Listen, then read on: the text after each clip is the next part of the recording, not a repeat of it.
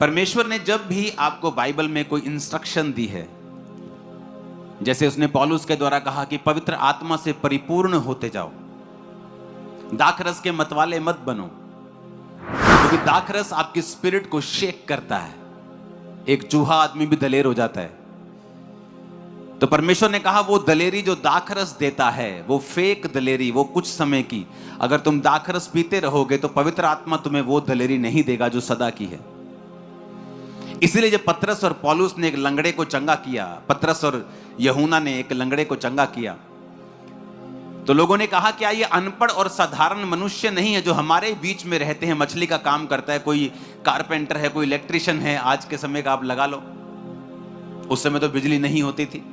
आज के समय के आम लोग नहीं, आपको जो आप बातें करते हैं कि ये आम नहीं है क्या, ये कारपेंटर नहीं है क्या, ये मछली पकड़ने वाला नहीं है क्या, ये सब्जी वाला नहीं है। इसको इतनी दिलेरी कहां से आ गई कि ये लंगड़े को चंगा कर रहा है, ये याजकों से बहस कर रहा है, ये महायाजकों के साथ बात कर रहा है। इसको इतनी दिलेरी कहां से आ गई कि ये राजाओं के सामने भी शर्माता नहीं है, ये राजाओं के सामने भी घबराता नहीं है। तो उन्होंने कहा हां मुझे पता है ऐसा क्यों है, क्योंकि ये यीशु के साथ रहे हैं।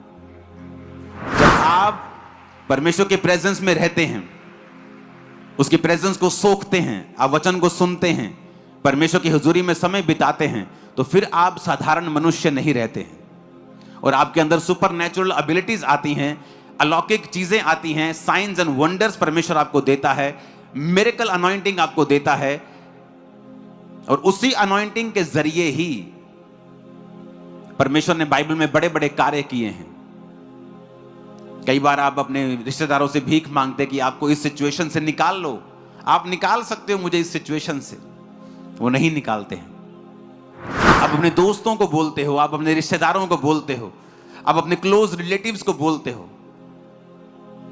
कईयों में ताकत नहीं होती निकालने की, कई तो निकालने वाली चीजें नहीं होती, कईयों के पास तो एबिलिटी नहीं होती, कई तो ह्यूमनली इंसान के लिए पॉसिबल नहीं होता, जिसके लिए होता भी है वो निकाल। कई बार परमेश्वर आपको कंफर्ट से बाहर निकालता है।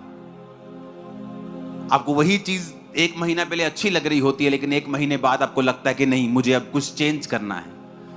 आपका कंफर्ट खराब होता है, वो कंफर्ट खराब नहीं हो रहा। परमेश्वर चाहता है कि आप अगले लेवल पर जाएं।